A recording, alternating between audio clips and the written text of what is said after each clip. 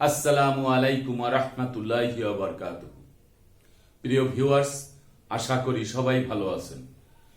Stock torture BD 2.0 channel থেকে আমি খান রেজাউল ইসলাম রেজা সবাইকে আন্তরিক শুভেচ্ছা ও অভিনন্দন জানিয়ে আজকের পর্বটি শুরু করছি। আজকের পর্বের যে ভিডিও, সেই ভিডিওর মূল বিষয় হচ্ছে নতুন ভূমি আইনে জমি হবে কার, যার দলিল আছে তার, যার রেকর্ড আছে তার, নাকি যিনি দখলে আছেন তার। এই বিষয়টি নিয়ে বিস্তারিতভাবে আলোচনা করব, তাই ভিডিওটি না টেনে সম্পূর্ণ ভিডিওটি দেখার জন্য অনুরোধ রইল। আর ভিডিওটি দেখার পরে যদি ভালো লাগে, মন চায়, লাইক কমেন্টস করবেন, শেয়ার করবেন। আর আমাদের চ্যানেলটি যদি ভালো লাগে, আমাদের পরিবারের সদস্য হতে চান, তাহলে চ্যানেলটি সাবস্ক্রাইব করে পাশে থাকা বেল বাটনটি অন করে দিয়ে আমাদের সাথেই থাকুন।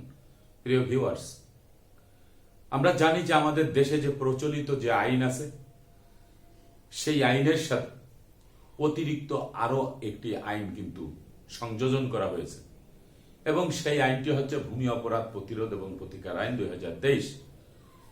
প্রচলিত আইনে তামাদি আইনের 28 ধারায় বলা হয়েছে, কোনো ব্যক্তি যদি জবরদখল করে কোনো জমির প্রকৃত মালিকের সকল কাগজপত্র থাকা সত্ত্বেও তার জমি যদি জবরদখল করে রাখে এবং মালিকের সম্মুখে 12 বছর পর্যন্ত শান্তিপূর্ণভাবে ভোগ দখলে থাকেন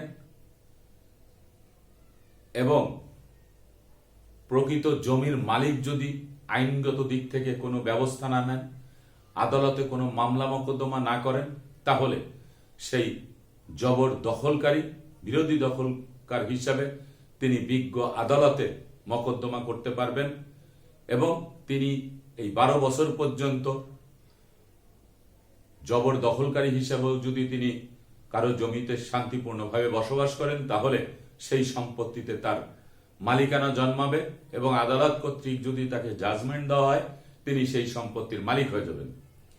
অপরদিকে যিনি সম্পত্তির প্রকৃত মালিক, তিনি যদি 12 বছরের মধ্যে বিজ্ঞ আদালতে মোকদ্দমা না করেন, তাহলে তার সেই সম্পত্তি থেকে তার মালিকানা হারাবেন এবং বিজ্ঞ আদালতে মোকদ্দমা করতে পারবেন না, মোকদ্দমা করার অধিকার হারাবেন। এমনটি কিন্তু বলা হয়েছে। প্রচলিত আইনের সাথে যে ভূমি অপরাধ প্রতিরোধ প্রতিকার আইন সংযোজন করা হয়েছে, সেখানে এই তামাদি আইন যে রহিত করা হয়েছে সেই কথা কিন্তু বলা হয় নাই। এখানে বলা হয়েছে জমির প্রকৃত মালিক যিনি হবেন তার দলিলাদি থাকতে হবে, অর্থাৎ দলিল যার ভূমি হবে তার। এই কথাটি সরাসরি লেখা না থাকলেও এভাবেই লেখা আছে যে যিনি দখলে থাকবেন তার কাগজপত্র থাকতে হবে, দলিলাদি থাকতে হবে। কোনো ব্যক্তির যদি দলিলাদি না থাকে, তিনি দখলে থাকতে পারবেন না। তার যদি একটি মাত্র কাগজও থাকে, তাহলে তিনি দখলে থাকতে পারবেন। বিজ্ঞ আদালত সিদ্ধান্ত দিবে যে জমির প্রকৃত মালিককে। আবার যদি কোনো জবরদখলকারী সম্পত্তিতে যদি দখলি অবস্থায় থাকে, তাহলে ভূমি অপরাধ প্রতিরোধ প্রতিকার আইন 2023-এর 7 ধারায় বলা হয়েছে যে বিজ্ঞ আদালতের পারমিশন ছাড়া, সরকারের সংশ্লিষ্ট বিভাগের অনুমতি ছাড়া সেই দখলকারীকে সেখান থেকে কিন্তু উচ্ছেদ করা যাবে না। আবার যার প্রকৃত মালিকানা রয়েছে, তিনিও যদি তার সম্পত্তিতে ভোগ দখলে থাকে, অন্য কোনো ব্যক্তি যদি ভুলক্রমে একটি রেকর্ড খতিয়ানেরও মালিক হয়ে থাকেন, তিনি যে কোনো কাগজ নিয়ে এসে এই প্রকৃত জমির মালিককেও সেখান থেকে উচ্ছেদ করতে পারবে না। সরকারি সংশ্লিষ্ট বিভাগের অনুমতি লাগবে অথবা আদালত কর্তৃক আদেশ লাগবে। তাহলে আমাদের যে বিষয়, যে জমির মালিকানা কে পাবে, সর্বপ্রথম হচ্ছে যার দলিল আছে তিনি কিন্তু জমির প্রকৃত মালিক।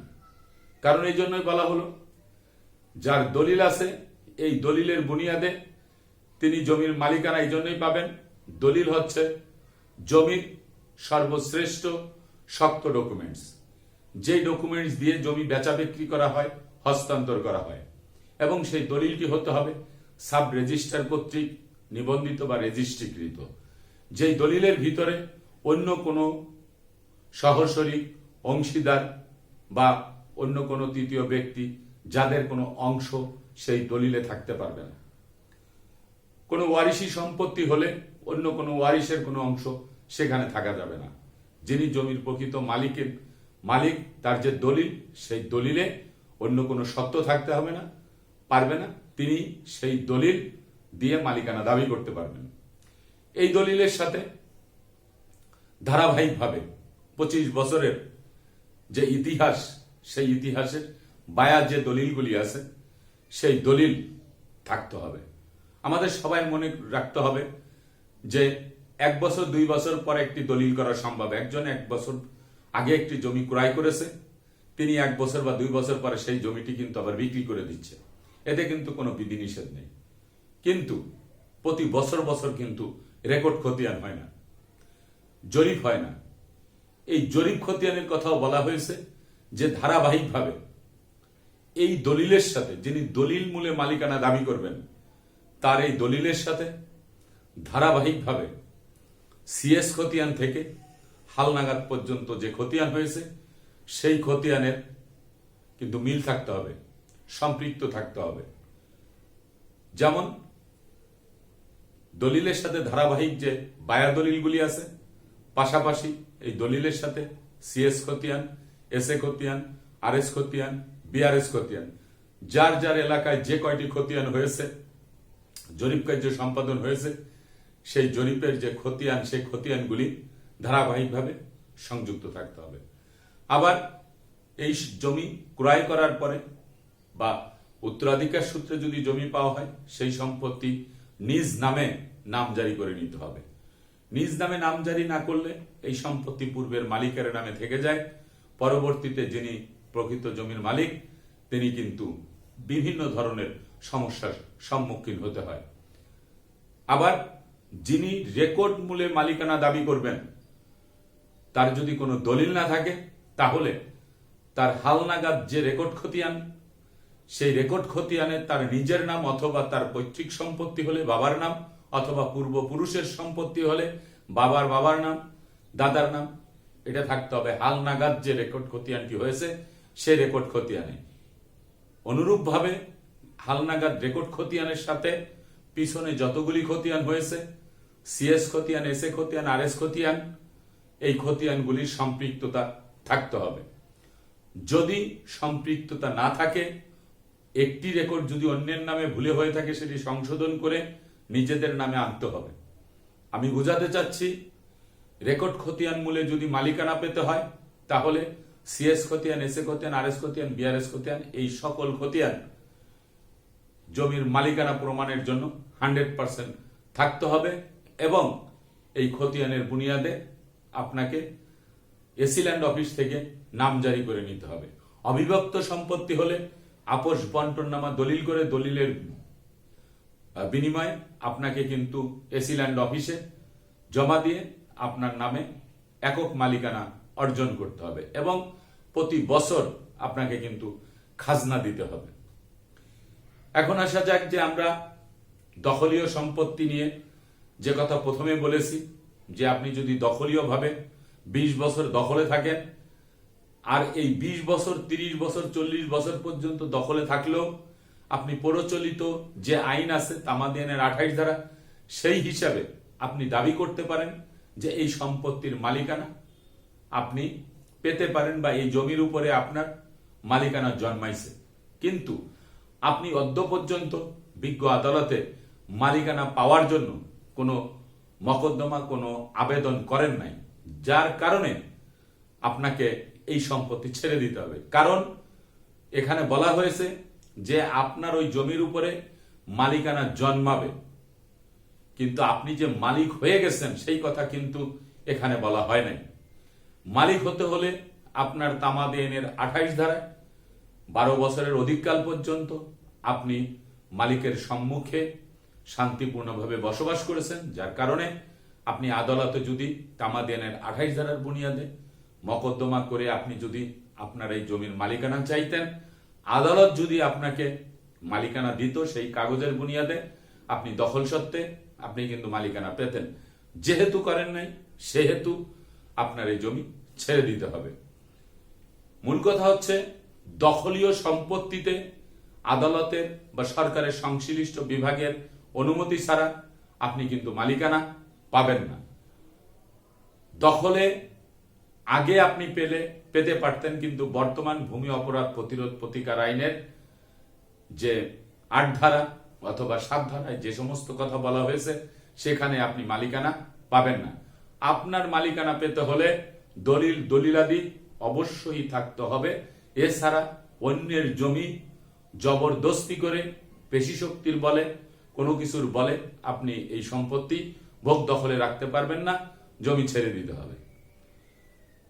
রেকর্ড মূলে মালিকানা পেতে হলে ধারাবাহিক রেকর্ড খতিয়ান থাকতে হবে, আর যার দলিল আছে তার দলিলও কিন্তু ধারাবাহিকভাবে বায়া দলিল এবং রেকর্ড খতিয়ান দলিলের সাথে সম্পৃক্ত থাকতে হবে। তাহলে আপনারা বুঝে নেবেন যে নতুন আইনে কে জমির মালিক হবে। যার দলিল আছে সেই দলিল যদি সবকিছু ঠিক থাকে তাহলে এই দলিলালাই হচ্ছে অরিজিনাল মালিক। আর যদি দলিলের ভিতরে কোনো সমস্যা না থাকে, খতিয়ানের সমস্যা থাকে, দেখা গেছে একটি মাত্র খতিয়ানের বুনিয়াদে তিনি কারো কাছ থেকে সম্পত্তি ক্রয় করেছে এবং সেই দলিলটি সাব রেজিস্ট্রার অফিস থেকে রেজিস্ট্রি হয়েছে, তাহলেও কিন্তু দলিলের মালিক এই জমির মালিকানা পাবেন না। কারণ সিএস খতিয়ান, এসএ খতিয়ান, আরএস খতিয়ান, এই 3টি খতিয়ান অন্য লোকের নামে রয়ে গেছে ধারাবাহিকভাবে। বিআরএস খতিয়ান অন্যের নামে হয়েছিল, সেই বুনিয়াদে আপনি সম্পত্তির মালিকানা পেয়েছেন দলিলের মাধ্যমে।